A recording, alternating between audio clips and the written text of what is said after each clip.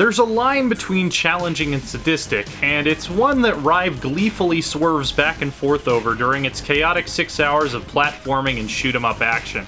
This is probably the most difficult game of 2016 so far, and that may serve as a draw to some, but I found that these demanding, twitch-based torture chambers rely too much on pure precision and got in the way of enjoying the less frustrating parts.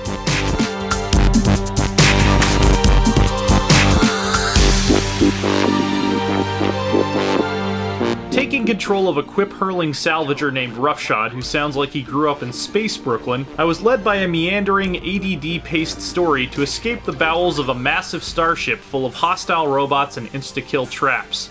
These are often placed in just the right spot to destroy you after you've narrowly avoided another, which often leads to the feeling of being punished for doing what the previous obstacle suggested. And that repetition is really what built up my resentment toward Rive. Don't misunderstand, I don't think it's a bad game, but some of the platforming segments just feel like outright trolling, requiring an absurd string of precise split-second jumps that left me wanting to dismantle my controller.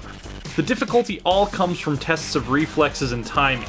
Rive makes it very clear what you need to do to progress, removing any need to solve puzzles or think your way to a better solution. But it will kick you in the teeth and make you try again over and over until you do it exactly perfect. The margin for error in some rooms is nearly non-existent. Completing an especially remorseless section mainly made me feel glad to be done with it rather than a great sense of accomplishment. The level art and enemy designs have a charmingly grungy, comic book-like style that at least gave me something cool to look at when I was attempting the same room for the 8,000th time. And the script at least attempts to soften the savage beatings with humor, but its eye-roll-inducing meme references usually fail to land. The few genuine chuckles Rive got out of me were mostly towards the end when it started making fun of its own previous attempts at humor. Rive is at its best when it changes up its platforming formula and introduces levels with special restrictions or new mechanics. I had a lot of fun with a stage that basically turns into a scrolling space shooter in the style of Tyrion and its relatives. Another disabled my gun completely and forced me to rely on Roughshod's ability to hack certain enemy bots to make them do my work for me. I wanted more of those clever challenges, but they're unfortunately just short breaks from Rive's 6 hours of strenuous platforming.